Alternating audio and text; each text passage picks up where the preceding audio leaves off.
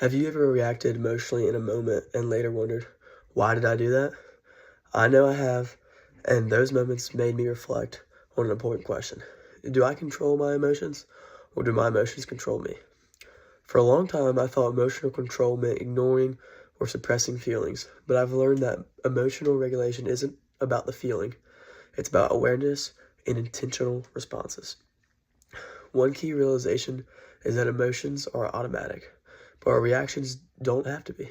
For example, when I receive unexpected criticism, my immediate response is defensiveness. My heart rate increases, and I feel the urge to react right away. That emotional response feels involuntary. Physiological research explains this. Emotion regulation researcher Dr. James Gross states that emotions arise automatically, but regulation occurs after the emotion is triggered. In his 1998 research, Gross explains that while we can't always control what we feel, we can control how we respond. Learning this helped me pause instead of reacting impulsively. I also thought that when emotions go unregulated, they often control behavior in subtle ways. When I ignore stress or frustration, those emotions don't disappear. They show up as irritability, with withdrawal, or with lack of motivation.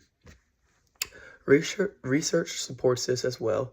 A study by Gross and John in 2003 found that emotional suppression increases stress and negatively affects emotional well-being.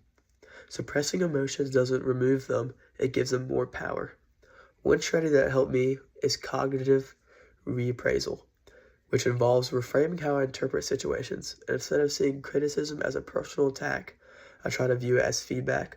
According to Gross's research, cognitive reappraisal is one of the most effective emotional regulation strategies and has linked to better emotion health and stronger relationships.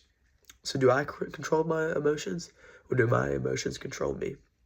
Emotions will always arise, but control lies in what I do next.